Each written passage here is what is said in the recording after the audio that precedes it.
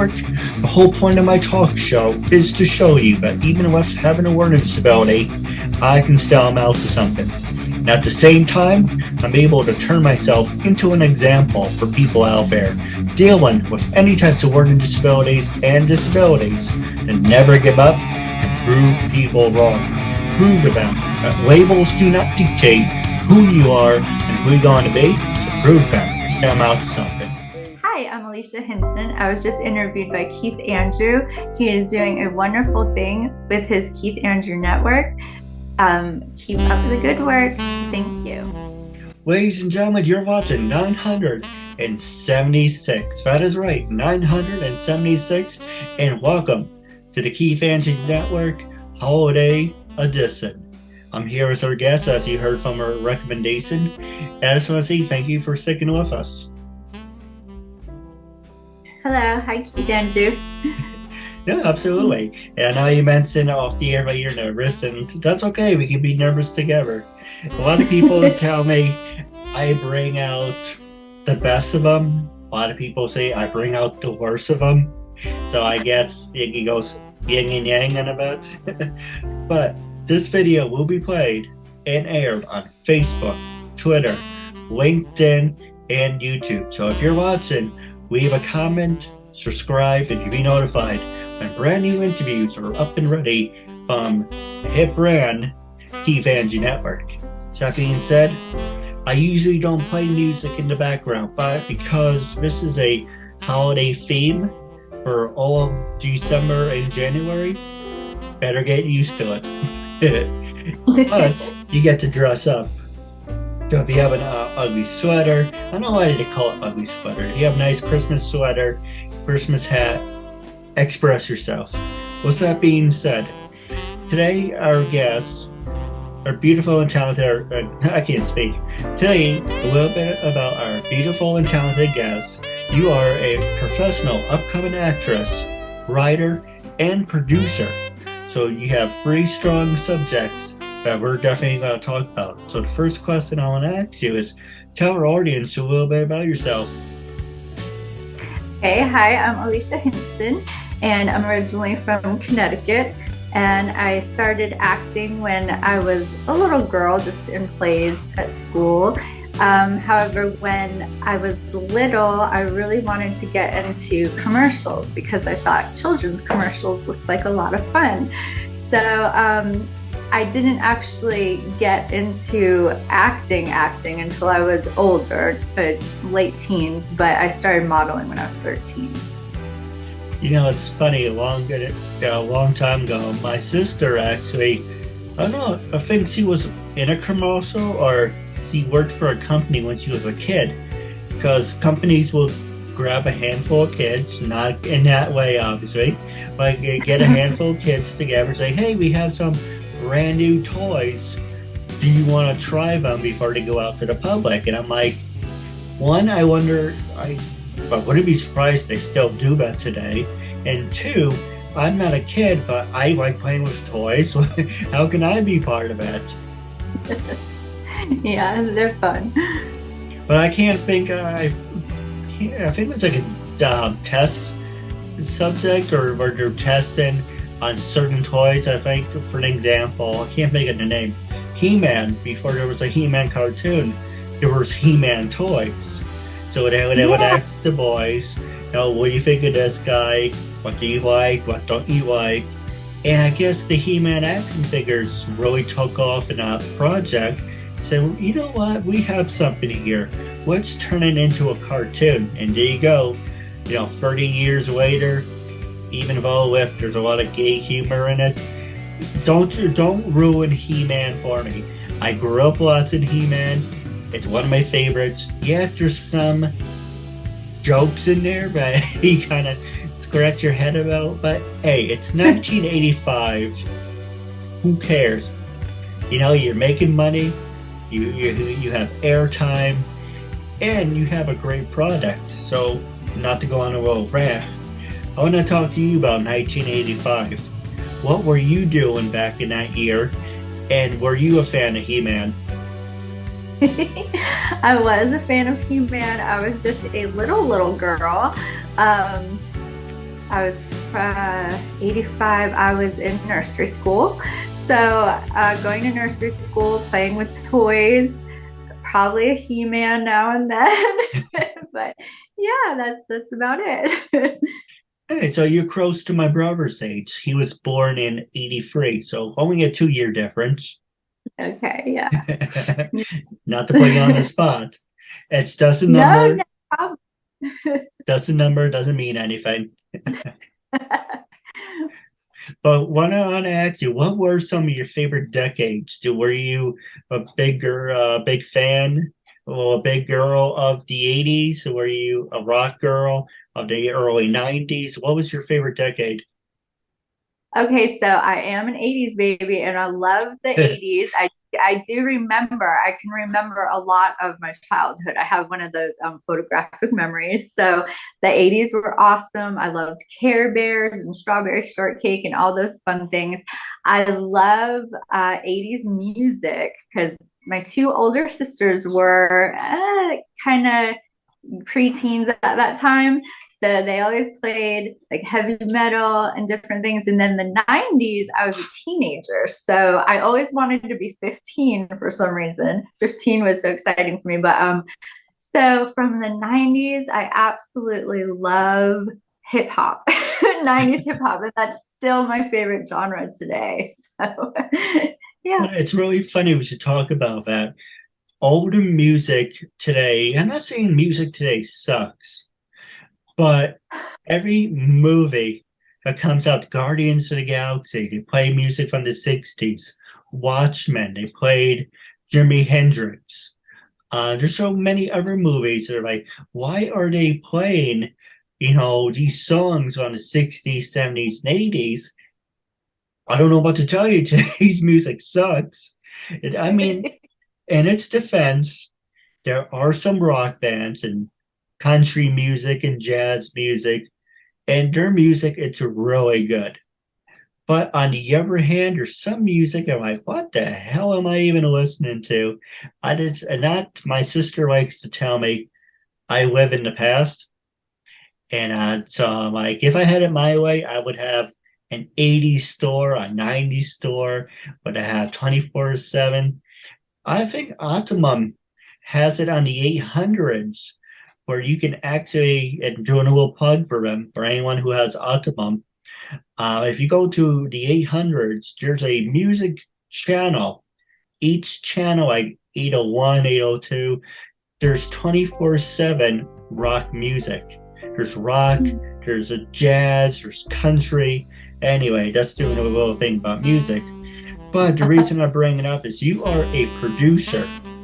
Have you ever worked with some of your favorite music producers and bands?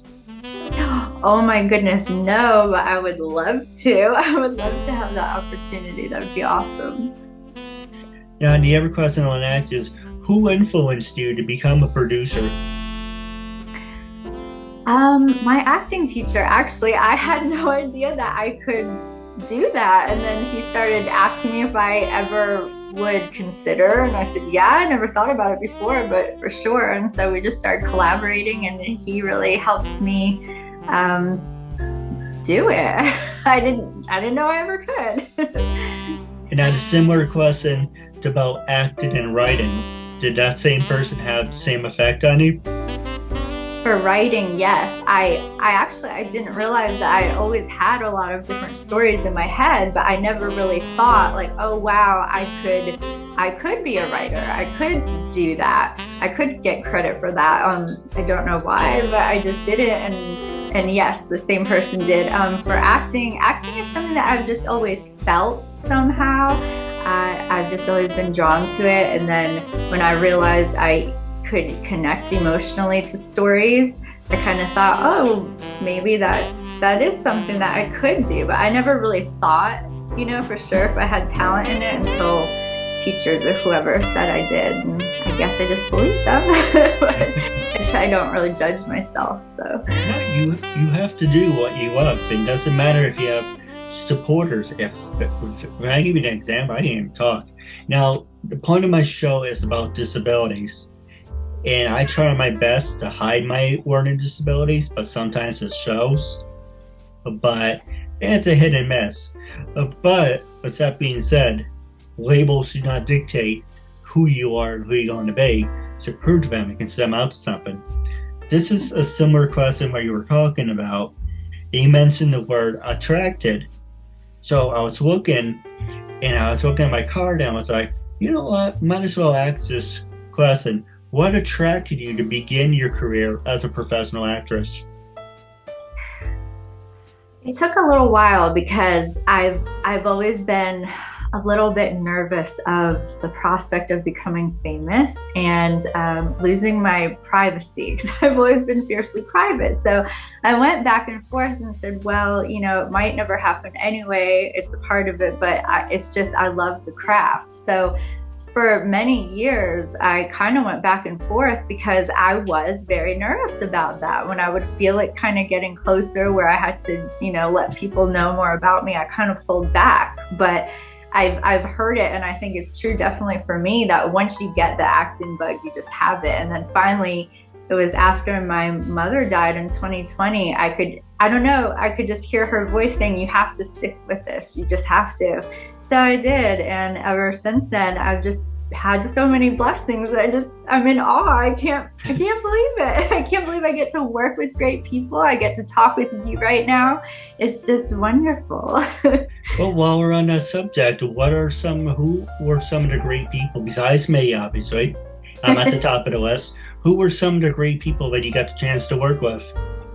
I got to work with the director David Ellis, who did Snakes on a Plane with Morgan Freeman, and he did the movie Asylum, and I was in that movie. It filmed right here, actually, at my college, my alma mater, and he was wonderful. He unfortunately died of a heart attack a few years ago, but he was so sweet, and I just signed up to be background, and he ended up pulling me from there and had, he slated in front of my face and told me to just improvise, and he told me what to improvise about, and I thought, oh my goodness, okay, so I did it.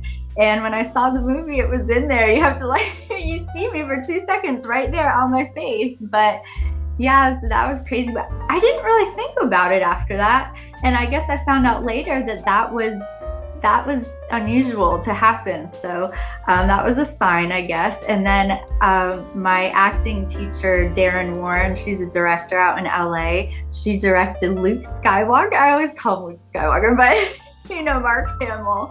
She directed him in a movie. So, every week when I was going to her class, I thought, oh my goodness, I get she basically directs you in class. I'm like, oh my gosh, I'm getting directed by someone that directed Mark Hamill. I thought that was so awesome, little me, And then my current acting coach and director, Anthony Abel, up in New York, he's the one that we collaborated on projects with, and I just he's a multi-talented, just artistic genius. So I'm just in awe that I get to work with these people, and I don't know. But one thing I do want to clarify, it would have made the movie a lot better if Morgan Freeman was on Snakes in a Plane, but I think you meant Samuel L. Jackson. Oh, is that? But Morgan Freeman would have been a better choice. I don't know why I was picturing him, but you are so right. Oopsies. Well, I love them both, but yes, yes, please credit the correct actor. No, absolutely. And now the other question I want to ask you is, what are some of your greatest achievements?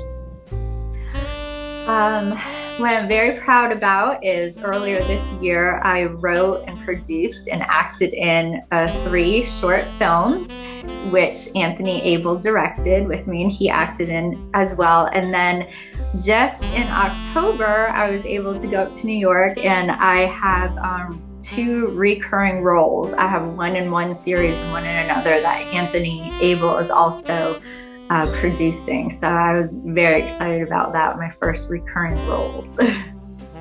No, absolutely. Are you afraid of being typecast? Yes. Let me ask you why. Because I always want roles that will challenge me. So I like to take on different types of roles. I don't want to be stuck in the same type of role always. I love drama, I love comedy, and I want to be able to express different roles and be able to take on those kinds of just challenging roles always in different genres. So. No, absolutely. Yeah, I'm not ignoring you. I'm just I have a list of questions in front of me, and I want to make sure we get to everyone. But you mentioned Mark Hamill, and recently, I never got the chance to meet him. Kevin Conroy passed away. So there's so many great actors out there. And why don't I put my phone down so I can think? There's so many great actors. Certain people will always be that character. Robert Downey Jr. will always be Iron Man.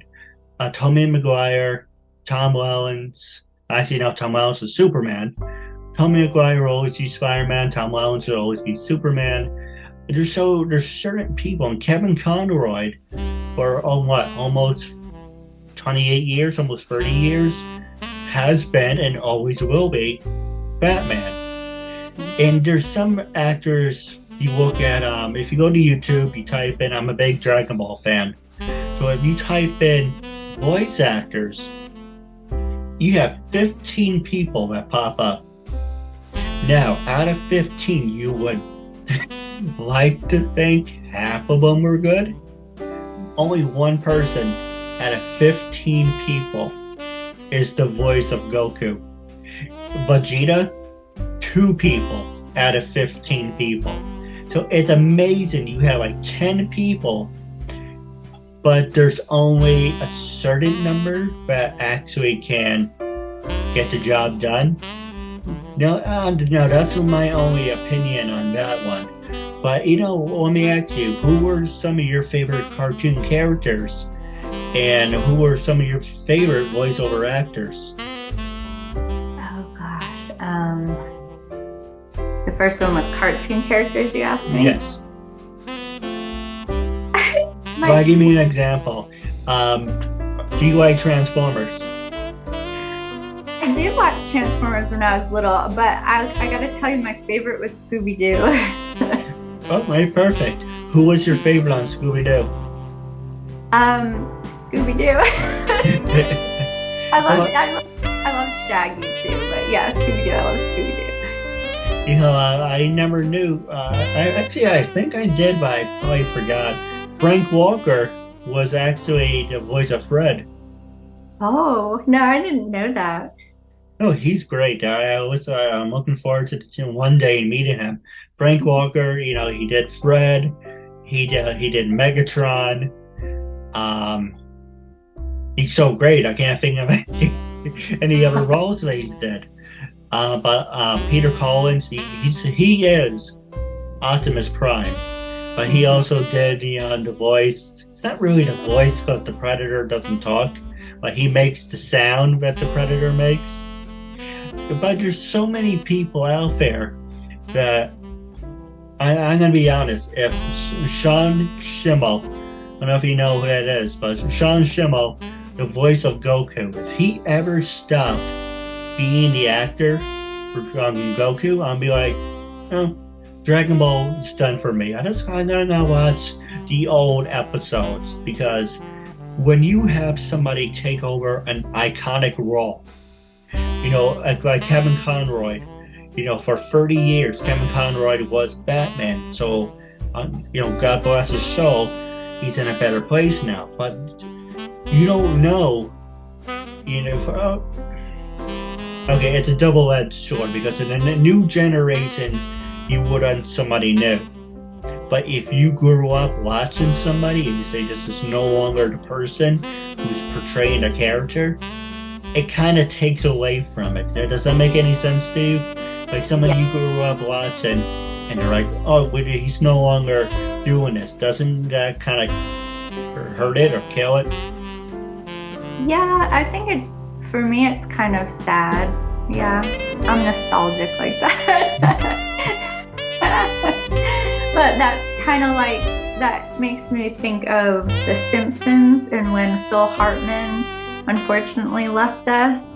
I think, was it that they retired? I don't know if that's the right word, but they retired those characters, I guess you would say. But in other words, no, they couldn't have anyone else replace Phil Hartman, right, and come into those roles. So yeah, I agree with that, definitely. I could give you an example of one that's for me.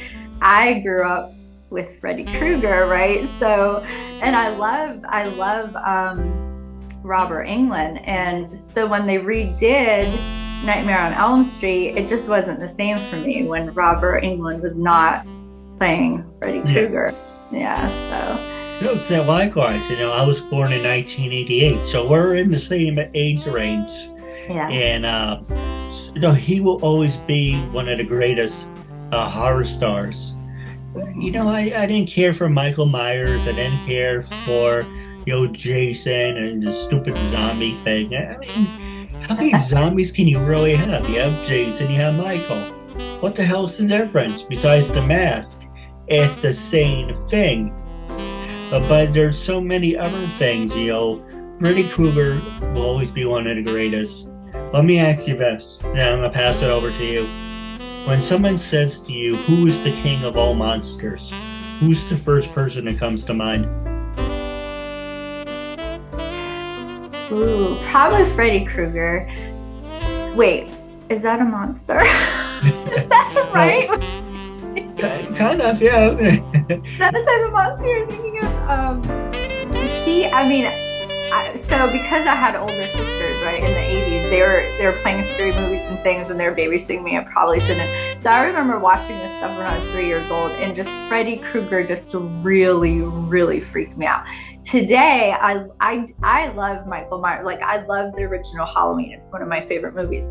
But I don't know what it was. I do know what it is now of Freddy Krueger. I watched this documentary about how they made it, and they went into some deep psychology when it came to trying to scare the audience. Even to his sweater, the green and red, they said that psychologically it's the most uncomfortable colors for us to see like that in stripes. Just strange things that we'd never think about, but make sense once you learn, right? So yeah, to me, he was a monster. I was little. I don't know if that's really what you're looking for. No, that's whatever you're into. For me, every time someone says, who's the king of all monsters? First person, I blur out like verbal diarrhea. I say Godzilla. Yeah, but he definitely would qualify. Yeah. I mean, look at it. He's a giant wizard. He can blow fire. And I mean, okay, he can't do anything else, but you have King Kong. What's he gonna do? Throw his, and it's uncensored, throw shit at you? It's a 10-story giant gorilla who flings his feces at you. How is that really scary? Maybe just give me the giant wizard who blows fire. Obviously, that's more interesting. Thank God for evolution and technology changed over the years. Godzilla, the last time I checked, was around for 70 years, and the costumes and how they design him, and King Kong for that matter too. He's just a big stupid gorilla, but his design from 1938, 1939. I know someone's gonna get mad at me for getting the years wrong. I'm not sure. But it's amazing how far it came. Yeah, that's true. And if we're talking about animals as monsters, Jaws is definitely mine. That it scared me so much when I was a little girl. I loved to open my eyes in the pool. And I mean, I knew for a fact a shark could not be in my pool, right? But I still would just, every time I looked down the end of the pool where that big shadow was from the sun, I think, oh my gosh, I'm going to open my eyes and see Jaws. Logically, I knew, but still, that's how much fear it put in me. But I love that movie. Now, I'm going to pass it over to you. But the last question I want to ask you is, what's coming up on the horizon for you? Where are you heading to next? Oh, so the two series that I have recurring roles in, they're going to be streaming next year, 2023, and I'm going to be filming some more on those. So right now, that's that's all I know. Oh, I do also have something coming up in summer of 2023, but unfortunately for all three of these projects, I have already signed NDAs, so I can't Yes. really talk any more about that. But yeah, there's a few things coming up in 2023 I'm excited about. No, absolutely. I know we tried to do an interview earlier for our viewers. I downloaded Skype, re-uploaded it. The settings were all horrible, this is why. Hey, you know what? The first time was a perfect demo because then, it's kind of like the feeling out process. You're testing the water, seeing, okay, this is what she wants to talk about. You're getting the feel of my energy, saying, okay, he's upbeat, has diarrhea in the mouth, but he's upbeat, and I know what he's got to ask. So it's always good to do like the feeling out process. But the question I want to ask you, and you can ask me the last two, is when I first approached you to be a guest on my talk show, what made you say yes? And how do you feel now? Or do you recommend it to other people? Passing the show over to you. Oh, I will definitely recommend to people, but the way I felt was just honored and in awe. I was just thought, oh my goodness, what's so interesting about me? I was very surprised and I was very honored, and thank you so much. No, absolutely. And how can our fans and listeners follow you on social media? Are you on Facebook, LinkedIn, Twitter, Instagram? So currently I'm only on Facebook, but I'm gonna try to change that soon. I have to expand again with my privacy. I was a little nervous. Actually, I didn't even create my Facebook. My friend in college did. She was tired of me not being on there. So she just made one for me. So yeah, but for now it's just Facebook. But you know what? It's really funny if you look around on people's LinkedIn's, and I'm not saying you're stalking anyone or anything on LinkedIn, but when you look around and you're like, yeah, oh, connections, how can I connect with you? And you're like, oh, AIM Messenger. What the hell do you even have that? You think one, it got disabled, there's no more AIM Messenger. And I tried it. I have an old iPad, and of course I can download AIM, but I don't know the password. God only knows what the password is. But AIM Messenger was something great in the early 90s. It should have been still around, when Skype, I don't use Skype anymore, but, that's something my talk show worked on. Yeah. I know, getting old sucks. Yeah, I'm starting to really feel old, so. Well, with that being said, I do have a couple questions for you off the air, but stay tuned because I would like to invite you to be a part of the December Christmas episode. That will be December 18th, 8 p.m., 5 Eastern. It's not live, it's pre-recorded, so if or anyone that's watching on LinkedIn, Twitter, Facebook, and YouTube, make sure to like, subscribe. You will be notified when brand new interviews are up and ready. But for our guests, it was a real honor and privilege having you as a guest. Thank you, and a happy holidays. And I'm looking forward to part 2. Until we meet again, catch you later. Thank you, and have a good night.